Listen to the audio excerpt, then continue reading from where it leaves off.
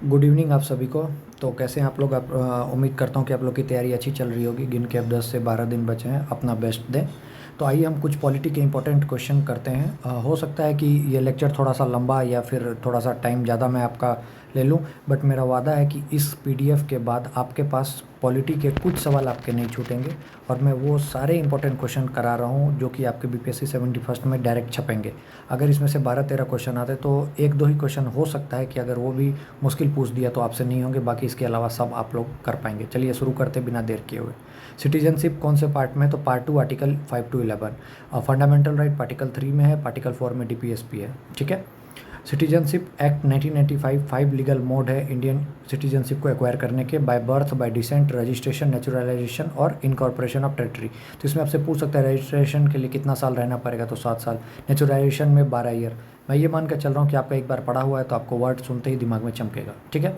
Article 9 क्या बताता है? Single citizenship, no dual citizenship. ठीक है। Overseas citizen of India 2005 act के तहत दे आर नॉट इंडियंस, ठीक है, but their root is in Indian, then they can travel visa free. ठीक है, but they can not vote. ठीक है, मतलब कहने का मतलब ये है कि ओवरसीज सिटीजन ऑफ इंडिया जो एक्ट है, मतलब अगर वो इंडियन नहीं है लेकिन अगर उनका रूट इंडिया में है तो वो वीज़ा के बिना ट्रैवल कर सकते हैं। ठीक है। नेचुरलाइजेशन के बारे में मैंने बता दिया। ठीक है।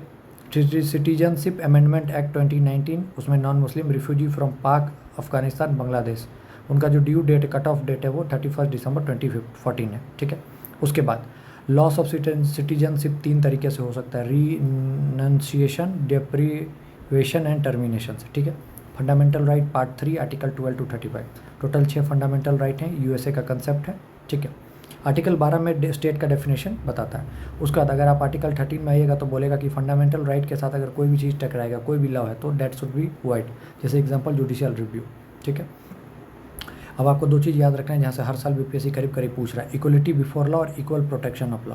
तो याद रखिए, पहले इक्वलिटी बिफोर, बी से पहले आएगा तो पहले यूके, इक्वलिटी बिफोर लॉ, और उसका equal protection of law USA. ठीक है। उसके बाद आर्टिकल 15 के आपको चारों देखने, 15(3), 54, 15(5), 15(6). मेनली जो है 15 वो क्या है वो आपको बताना है कमेंट बॉक्स में। ठीक है। एजुकेशन, SC ST EWS इनसे रिलेटेड है 15 आर्टिकल। ठीक है। अब उसके बाद पूछा जाएगा कि फंडामेंटल राइट जो अमेंड किया गया था वो किस केस में था। तो याद रखिएगा, चंपाकावन दोयराजन। ठीक है। उसके बाद 103 कॉन्स्टिट्यूशन अमेंडमेंट एक्ट, तो वो आर्टिकल 15 से EWS के लिए 10%। अब आपको देखिए, जो कॉन्स्टिट्यूशन अमेंडमेंट है ना, उसमें गिन के 5-6 हैं जो कि बहुत इंपॉर्टेंट है।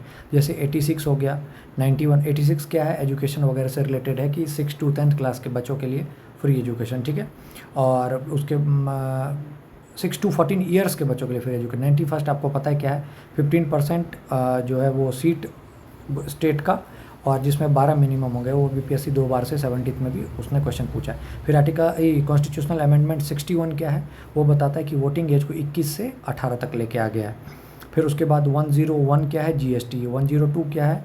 बैकवर्ड क्लासेस वगैरह के। 103 EWS। 106 अभी इंपॉर्टेंट है वो कि वोमेन के 1/3 रिजर्वेशन। तो ये सब आगे आगे आएगा, हम उसको चलेंगे। ठीक है। उसके बाद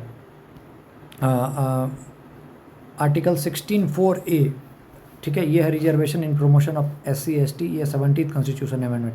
अब यहाँ से आपको 2 कॉन्स्टिट्यूशन अमेंडमेंट पूछा जाएगा। एक है कॉन्स्टिट्यूशन अमेंडमेंट 77, इसमें क्या है? Promotion of SC ST। और 81st कॉन्स्टिट्यूशन अमेंडमेंट, वो क्या कहता है कि जैसे कोई भी सीट खाली रहेगी SC ST की, तो वो अगले मतलब टर्म में उसमें आए, मतलब उसको आगे की तरफ भेज दो, मतलब अगले रिक्रूटमेंट में। तो वो हो गया 81st कॉन्स्टिट्यूशनल अमेंडमेंट।